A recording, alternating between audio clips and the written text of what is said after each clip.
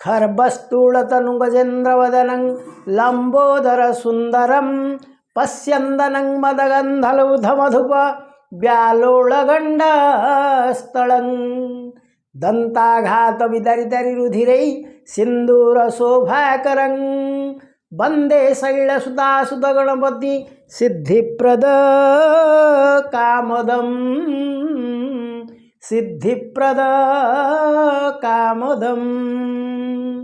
ओम नमो गणेशाय नमः। ओम वसुदेवं सुतं देवं कंसचाणूरमर्दनं देवकी परमानंदं कृष्ण वंदे जगद्गुरुं कृष्ण वंदे जगद्गुरुं। गुरुगोविंदाय नमः। ओम नमो भगवते वासुदेवाय। ओम नमो भगवते पुरुषोत्तमाय। प्रिय सज्जन वृंद, आमर ए भागवत पठन और प्रवचनर पावन परिसर को आपण मानक स्वागत जनावछि। प्रिय दिव्य आत्मा माने आपण माने होउछन्ति दिव्य आत्मन, कारण आपणकर ए जो आध्यात्मिक चिंता चेतनार कार्यक्रम प्रति एते आकर्षण जहाँ आपण को एठी टाणी आणुची एवं आपण माने स्नेह श्रद्धा और भक्तिर सहित ए कार्यक्रम श्रवण करुचंदी एवं दर्शन करुचंदी। तबे प्रकृत रे भगवान जहाँ को भल पाती से तांको एई भली भावरे सच्चिंता करिया पे देई थांती, किंतु जहाँ को से घृणा करती, जहाँ को से विरक्ति हो जाती, ताकू खराब बाटटिए देखई देई थांती एवं से एई खराब बाटटी की ताकू बहुत आनंद लागु थाए। से आड़े माड़ी जाउ थाए एवं खसड़ारे खसी गले जेमती शेषे गातरे पड़ी जावाकू हुए, से परिशेष तार गातरे पड़ी जाए एवं जहाँ कहा जाए नष्टस्य कान्य गति, नष्ट जी होगला से धीरे धीरे धीरे धीरे तार पतन हो, से ऊपर को केबे हेले उठी पारिब नहीं। तेणु से यथेष्ट माया मोह भितरे पड़ीजीव एवं केबे हेले से भगवान को आड़ को जाई पारिब नहीं। तेणु भगवान कहिसंती मो आड़ को पादे जदि तुम्हें आसो मु तुम आड़ को 10 पाद जीवी। तेणु आपण निश्चित भाव में आध्यात्मिक चिंता चेतना कार्यक्रम रे जोग देई निजको धन्य मन करंतु। हो प्रिय सज्जन वृंद, आज आमे परमशास्त्र भागवतर भागवत महापुराणर तृतीय स्कंधर 18 अध्याय पठन करने को जीवा। एपर्यंत आमे जहाँ पढ़ी विगत अध्याय 17 अध्याय जहाँ पढ़ी तार सम्यक सूचना मु दउची जे कश्यप एवं दितिंक संतान भाव रे 2 जन जन्म हेले एवं से माने राक्षस भावापन्न भाव रे जन्म हेले। सेथिरु जणे हेले हिरण्यकशिपु एवं अन्य जनक हेले हिरणाक्ष। हिरणाक्ष दिन को दिन उद्धत एवं दुष्ट हो चलला, गर्व अहंकार रे से फाटी पड़ला। तार विशाल शरीर, भयंकर मूर्ति एवं तार जो गदा युद्ध करी से समस्त परास्त करे। देवता माने ताको भय करी स्वर्गलोक छाड़ीगले एवं अरण्य जाई लुचिले। तेणु से तेले पहुँची गला देवलोक रे, चिंता कला एटा होउची मोर, मु एको जय करिगली। तेणु तापर से पृथ्वी की आसिला। पृथ्वी रे सहज तो नर माने अछंदी, ए मनीष माने बा तार कौन करि परिबे। तापर तेणु से चिंता कला मु पाताल लोक को जीवी एवं से आसी समुद्र मध्य प्रवेश कला एवं वरुण को आसी कहला जे तुमे मो सहित गदा युद्ध कर, कारण तुमे तो कहूच मु एडे बड़ वरुणपुरी करिछि, एते बड़ समुद्रर मु होउछि अधिकारी, मो सहित युद्ध कर एवं निजको मत परास्त कर दियो। किंतु वरुण भय कले, से कले ना ना तुमर समास्कंध योद्धा मु नुहे, तुमर समास्कंध योद्धा होउछन्ति विष्णु। आ मो सहित कहीं तुम युद्ध करी मिछरे तुमर गोटे ना खराब करिवो। ए कथा असुर मन को पाइछि एवं तापर असुर कौन करिछि आमे से कथा पढ़िया पे जीवा। मैत्रेयवाच वरुण वाक्य शुणी करणे असुर विचारई मने वरुण तुले युद्ध मोर एतनु हई जसस्कर नारद कहिछन्ति मोते विष्णुर गति ए जगते शुकर रूपे से धरणी स्थापिब दंत अग्रे आणी ताहार तुले मो समर ଯାହାର ନାମ ଗଦାଧର ମୋ ଭୁଜ କଣ୍ଡୁ ସେ ହରିବ ଦେବଙ୍କୁ ସଙ୍କଟୁ ତାରିବ ଏମନ୍ତ ମନେ ବିଚାରିଲା ତକ୍ଷଣେ ପାତାଳେ ପଶିଲା ଦେଖଇ ଗୋବିନ୍ଦର ଗତି ଦଶନ ଅଗ୍ରେ ବସୁମତି। ତେଣୁ ହିରଣାକ୍ଷ ମନକୁ କଥାଟା ପାଇଲା ବରୁଣଙ୍କ କଥାଟା। ସେ ଚିନ୍ତା କଲା ସତରେ ଏ ବରୁଣ ଭଳି ଗୋଟେ ସାଧାରଣ ବ୍ୟକ୍ତି ସହିତ ଯୁଦ୍ଧ କରି କାହିଁକି ନିଜ ନାଁ ହରାଇବା, ମୋର ଯଶ ହାନି ହେଇଯିବ। ମୁଁ ଯେମିତି ମହାବୀର ସେମିତି ଆଉ ଗୋଟେ ମହାବୀର ହୁଏତ ବିଷ୍ଣୁ, ତାଙ୍କ ସହିତ ଯୁଦ୍ଧ କଲେ ଠିକ୍ ହେବ। କାହିଁକିନା ବିଷ୍ଣୁଙ୍କ ନାଁ ଗଦାଧର, ତେଣୁ ମୁଁ ତ ଗଦା ଧରିଛି, ସେ ତ ଗଦାଧର, ତେଣୁ ତାଙ୍କୁ ପରାସ୍ତ କରିଦେଲେ ବଢ଼ିଆ ହେବ। ନାଇଁ ତ ସେ ନିଶ୍ଚିତ ଭାବରେ ଆଗ୍ରହ ବି କରିବେ ମୋ ସହିତ ଯୁଦ୍ଧ କରିବା ପାଇଁ, କାରଣ ସେ ଯେଉଁ ଦେବତା ଗୁଡ଼ା ହଇରାଣ ହେଉଛନ୍ତି ତାଙ୍କୁ ରକ୍ଷା କରିବା ପାଇଁ ଆସିବେ, ତେଣୁ ସେଇଟା ହେବ ଠିକ୍। ଆଉ ନାରଦ କହିଛନ୍ତି ସେ ଶୁକର ରୂପ ଧରିକିରି ଆସିବେ, ତେଣୁ ଦେଖିବା କେଉଁ ଶୁକର ଆସୁଛି ତା ସହିତ ଗୋଟେ ଯୁଦ୍ଧ କରୁ ଆଉ କ'ଣ। ଏଇଆ କହି ସେ ପାତାଳ ଆଡ଼କୁ ଗଲା। ଦେଖଇ ଗୋବିନ୍ଦର ଗତି ଦଶନ ଅଗ୍ରେ ବସୁମତି ଆଦିତ୍ୟ ପ୍ରାୟ ତେଜ ଦେଖି ଭୟ ବୁଝିଲା ବେନି ଆଖି ପୁଣି କ୍ଷଣକେ ଚକ୍ଷୁ ଫେଇ ବିଷ୍ଣୁଙ୍କୁ ଦେଖି ବିଚାରଇ ନାରଦ ବାକ୍ୟ ଯେବେ ସତ୍ୟ ମୁହିଁ ଦେଖଇ ବିପରୀତ ଏ ମୃଗ କାନନ ଗୋଚର ପଙ୍କେ ଦୂଷିତ ଏ ଶରୀର ଏମନ୍ତ ବୋଲିଣ ହସିଲା ବରାହ ନିକଟକୁ ଗଲା ବୋଲେ ଶୁକର ମୁଖ ଚାହିଁ ଦଶନୁ ବେଗେ ଥୁଅ ମହି ପାତାଳ ଲୋକଙ୍କୁ ମେଦିନୀ ପୂର୍ବେ ଦେଇଛି ପଦ୍ମଜୋନି ଯେବେ ମେଦିନୀ ନ ଛାଡ଼ିବୁ ମୋ ମୁଖୁ ଭଲେ ନ ବର୍ତ୍ତିବୁ ସୁରଧମ ତୁ ବୋଲାଉ ଯେଣୁ ଶୁକର ରୂପ ବହୁ ମୋର ରିପୁଙ୍କ ଶୁଭ ଚିନ୍ତି ତୁ ବହୁ ଶୁକର ଆକୃତି ରେ ମୂଢ଼ ଶୁଣ ମୋ ଉତ୍ତର ଆମ୍ଭର ହସ୍ତେ ମୃତ୍ୟୁ ତୋର ମାୟାରେ ମାରୁ ତୁ ଅସୁର କପଟ ଧର୍ମ ଏ ତୋହର। ତେଣୁ ଯେତେବେଳେ ସେ ଭଗବାନ ବିଷ୍ଣୁଙ୍କୁ ଶୁକର ରୂପରେ ଦେଖିଦେଲେ ସେତେବେଳେ ହିରଣାକ୍ଷ କହିଲା ଆରେ ତୁମେ ଗୋଟେ ଶୁକର ରୂପ ଧରିଛ କାହିଁକି ନା ତୁମେ ସୁର ଅଧମ, ତେଣୁ ତୁମେ ଗୋଟେ ଅଧମ ଦେବତା, ଶୁକର ରୂପ ଧାରଣ କରୁଛ, ଏଡ଼େ ନିହାତି ନୀଚ ରୂପ ଧାରଣ କରିଛ।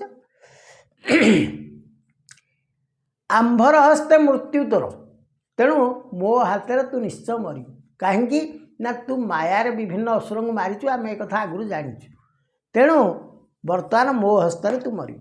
ଆଜି ତ ସଂହାର କରିବି ସୁହୃଦ ଶୋକ ନିବାରିବି ତୋର ମୋହର ଗଦା ଯୁଦ୍ଧେ ତ୍ରିଦଶ ଦେଖନ୍ତୁ ଆନନ୍ଦେ ତୋର ମୂର୍ଧନି ଗଦାଘାତେ ବେଗେ ଉଡ଼ିବ ମହାବାତେ ବଳି ହରନ୍ତି ଯେତେ ଦେବେ ତୋହର ମରଣ ଦେଖିବେ ମୂଳ ବିନାଶେ ବୃକ୍ଷ ଜହ୍ନେ ତ୍ରିଦଶେ ହୋଇବ ତେସନେ ଏମନ୍ତେ ଅସୁରର ବାଣୀ ଶୁଣିନ କମ୍ପିଲା ଧରଣୀ। ଗୋବିନ୍ଦ ଦେଖି ଭୂମି ଭୟ ଜଳୁ ଉଠିଲେ ମହାକାୟ। ବରାହ ରୂପୀ କୋପ ମନେ ମର୍ମ ପ୍ରହାରେ ହସ୍ତି ଜେହ୍ନେ। ଜଳୁ ଉଠନ୍ତେ ମହାରୋଷେ ପର୍ବତ ପ୍ରାୟ ଦେହ ଦିଶେ। ସେ ହିରଣାକ୍ଷ ଦେଖି କୋପେ ମିଳିଲା ବରାହ ସମୀପେ। ସିଂହ ଯେ ସନେ ହସ୍ତି ଆଗେ ମିଳିଲା ପବନହୁ ବେଗେ। କରାଳ ଦନ୍ତ ଗଦା ପାଣି ବଜ୍ର ନିସ୍ୱନ ପ୍ରାୟ ବାଣୀ। ବୋଲେ ବରାହ ମୁଖ ଚାହିଁ ତୋର ବଦନେ ଲଜ୍ଜା ନାହିଁ। ଦେବଙ୍କ ଈଶ୍ୱର ବୋଲାଉ ଶୂକର ରୂପେ ତୁ ପଳାଉ। ଏମନ୍ତ ଅସୁର ବଚନେ କୋପ ବଢ଼ିଲା ବିଷ୍ଣୁ ମନେ। ତେଣୁ ଯେତେବେଳେ ବରାହ ଅବତାରଙ୍କୁ ଦେଖିଛି ଅସୁର, ହିରଣାକ୍ଷ ତାଙ୍କୁ ଖୁସି ହେଇଛି ଏଙ୍କ ସହିତ ମୁଁ ଗଦା ଯୁଦ୍ଧ କରିବି। କିନ୍ତୁ ତାଙ୍କୁ ଆଗ ପ୍ରଥମେ ଗାଳି ଦେଲା, କହିଲା ତୁ ଦେବଙ୍କ ଈଶ୍ୱର ବୋଲଉଛୁ, ଦେବତାମାନଙ୍କର ମୁଖ୍ୟ ବୋଲି କହୁଛ, ଇଆଡ଼େ ଦେଖିଲା ବେଳକୁ ଗୋଟେ ଘୁଷୁରୀ ରୂପ ହେଇଛ। ତେଣୁ ଭଗବାନ ବିଷ୍ଣୁ ଏଥର କ୍ରୋଧ କଲେ। ସେ କହିଲେ ଧାରଣା ସମୁଦ୍ରର କୋଳେ ଦନ୍ତୁ ଥୋଇଲେ ବିଷ୍ଣୁ ତଳେ। ନିଜ ମୂରତି ଗଦାଧର କିଅ ବା ଦେବା ପଟାନ୍ତର। ଦେଖି ସାନନ୍ଦ ଦେବଗଣ କରନ୍ତି ପୁଷ୍ପ ବରଷଣ। ବ୍ରହ୍ମାଦି ଦେବଗଣେ ମିଳି ସ୍ତୁତି କରନ୍ତି ଭୁଜ ତୋଳି। ଅସୁର ଦେବ ସ୍ତୁତି ଶୁଣି କୋପେ କମ୍ପଇ ଶିର ଝୁଣି। ତାହାର ହସ୍ତେ ଗଦା ସାଜେ କାଞ୍ଚନ କବଚ ବିରାଜେ। ଶୁଣି ଅସୁର ଦୁର୍ବଚନ କୋପେ କମ୍ପିଲେ ଭଗବାନ। ପ୍ରଚଣ୍ଡ ତେଜେ ମନ୍ଦ ହାସେ ଅସୁର ମୁଖ ଚାହିଁ ରୋଷେ। ତା ଉପହାସ ପ୍ରତ୍ୟୁତ୍ତର ସହାସ୍ୟ କଲେ ଗଦାଧର। ତେଣୁ ସେ ଯେଉଁ ଝିଙ୍ଗାସ ବାଣୀ ଭଗବାନ କହିଲା, ଭଗବାନ ତାର ଉତ୍ତରରେ କ'ଣ କହିଲେ? ଶ୍ରୀ ଭଗବାନ ଉବାଚ ବନ ଶୂକର ମୁଁ ସ୍ୱଭାବେ ମୋର ମହିମା ଶୁଣ ଏବେ। ତୋହର ପ୍ରାୟ ଶ୍ୱାନ ଗଣ ମୋତୁଲେ କରିବେ କିରଣ। ତୁ ମୃତ୍ୟୁ ପାଶେ ବଦ୍ଧ ହୋଇ ବିଶେଷେ କହୁ ଦମ୍ଭ ବହି। ଯେଣୁ ଅଳପ ବଳ ମୋର କିବା କହିବି ତୋ ଆଗର। ଯେ ବୀରଗଣ ଏ ସଂସାରେ ତୋର ପ୍ରଶଂସା କେ ନ କରେ। ଆସ ମୋ ପରା ଭବ କର ତୁ ଯୂଥପତିଙ୍କ ପ୍ରବର। କର ତୁ ଆମ୍ଭରେ ନିଧନ ତୋ ଯୁଦ୍ଧ ଆଶା କର ପୂର୍ଣ୍ଣ। ପ୍ରତିଜ୍ଞା ପୂର୍ଣ୍ଣ ଯେ ନ କରେ ଅସାଧୁ ବୋଲନ୍ତି ସଂସାରେ। ଆକାଶେ ଦେବଗଣ ଯେତେ ଦେଖି ତୋହର ଗଦା ହସ୍ତେ। ଆକାଶ ଛାଡ଼ି ପଳାଇଲେ ମୋହର ସମୀପେ ମିଳିଲେ। କେମନ୍ତେ ସଂଗ୍ରାମ ନ ଦେବି ପଳାଇ କାହିଁ ବା ପଶିବି। ତୋତେ ମୁଁ ସଂଗ୍ରାମେ ନାସିବି ଦେବଙ୍କୁ ସଙ୍କଟୁ ତାରିବି। ଗଦା ପ୍ରହାରୀ ତୋର ହୃଦେ ଦେବେ ସ୍ଥାପିବି ନିଜ ପଦେ।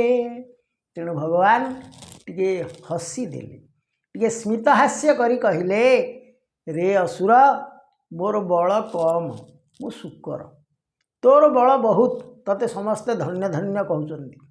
ତେବେ ତୋର ଏଇ ଗଦା ଆଘାତ ଦେଖିକିରି ଦେବତାମାନେ ସ୍ୱର୍ଗ ଛାଡ଼ି ପଳେଇ ଯାଇକିରି ମୋ ପାଖରେ ପହଞ୍ଚିଲେ। ମୋତେ ନିବେଦନ କଲେ ଯେ ତୋ କଥା ଟିକେ ବୁଝିବା ପାଇଁ, ତେଣୁ ମୁଁ ଆସିଛି। ताहेले तू मते मो सहित युद्ध कर मते परास्त कर आवश्यक हेले मते जदि मारी दे पारछु पारे तापरे देवता माने जना पड़िबो से आसिकरी पुणी स्वर्ग रहिबे ना ना आउ जमा आसी पारिबे ना। मैत्रेयवाच एमंत बराह वचने से हिरणाक्ष कोप मने स्वभावे दुष्ट महाबली गर्जई हस्ते गदा तोली सबदे ब्रह्मांड कंपिला बराह अंगे प्रहारिला से हरि निज माया बले दृढ़ प्रहारे बंचाइले पुण्य असुर गदा हस्ते मंडल गति शून्य पथे गदा बुलाई अति रोषे पिटिला विष्णु पृष्ठ देशे शुभिला वज्र घड घडी अधरजस नका मोडी से गदा बंचाई मुरारी दक्षिण भुजे गदा धरी पिटिले असुरर मुंडे वज्रदेश ने गिरी खंडे एमंते हरि हिरणाक्ष समर बेनी जन दक्ष बेनी शरीरे गदाघात शुभई जेन्हे वज्रपात किणी जिणीबा से अन्य अन्ये युद्ध करंती कोप मने एमंते हरि हिरणाक्षे गदा प्रहारे जानु बक्षे फाटी बहई सोणी धार विशेष युद्ध महाघोर गदा विचित्र गति करी बेगे पिटन्ते कोप भरी शबद शुभई प्रचंड जिन्हे जुझंती बेनी षंड एमंते हरि हिरणाक्ष युद्धे मिलन्ते अंतरिक्ष मिलिले देव ऋषि मेले अंजलि निवेशिक पाळे विधाता शून्य पथे स्थायी स्तुति करंती विष्णु चाहि। वर्तमान हरि एवं हिरणाक्षर युद्ध चली तेबे हिरणाक्ष निजको महाबली बोली भावी किंतु विष्णुंकर गदा आघात ता देहरु रक्तधार बोही चली किंतु से परास्त होगापी चाहूना से मध्य वज्र नादरे पुणी से युद्ध करने को माड़ी आस दृश्य देखी हरि एवं हिरणाक्षर युद्ध देखी ब्रह्मा स्तुति आरंभ करचंती।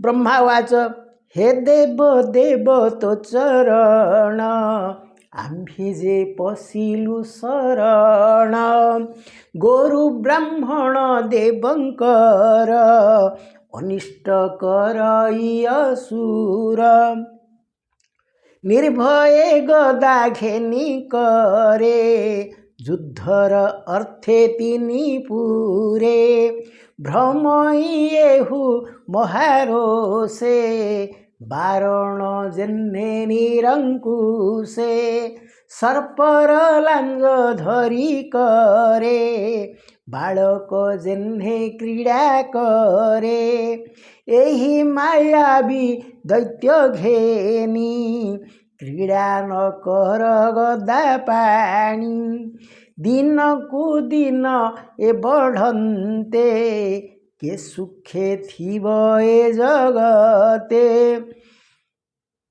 आसुरी बेला प्राप्त होई जाबत एही न बढ़ई ताबत निज माया बळे ए दुष्ट नष्ट कर हेळे आम्भंकु संकट उद्धार इहार प्राण बेगे हर देख ए संध्या विभावरी ए भूमि अंधकार करी आसई महाघोर रूपे भूनाथ रख तो समीपे आम्भ विपक्ष दिति बला किबा तोहर विष्णु लीला बेगे असुर एबे मार आम्भर जय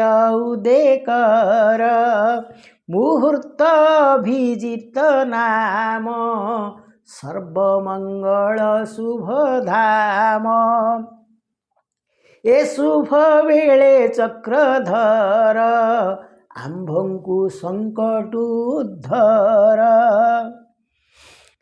एहार मृत्यू तू साक्षाते भाग्ये मिळिला तो अग्रते एमंते असुरर लखे ऋषी देवता अंतरिखे अति विकळे स्तुती कले बराह रूपी पाद तळे से यज्ञ वराह चरणे सुजने चिंत अनुक्षणे तृतीय स्कंधे हरिवाणी संतोष स्तुती संतोष श्रुती पथे शुणी हरिचरणे करियास कहई जगन्नाथ दास।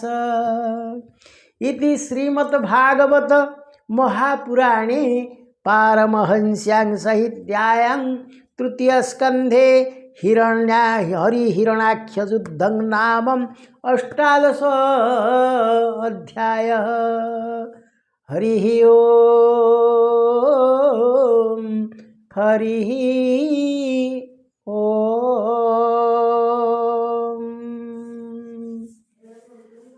ओम सर्वे भवन्तु सुखिनः सर्वे सन्तु निरामया सर्वे भद्राणि पश्यन्तु मा कश्चित् दुःखभाग् भवेत्। ॐ शान्ति शान्ति शान्तिः।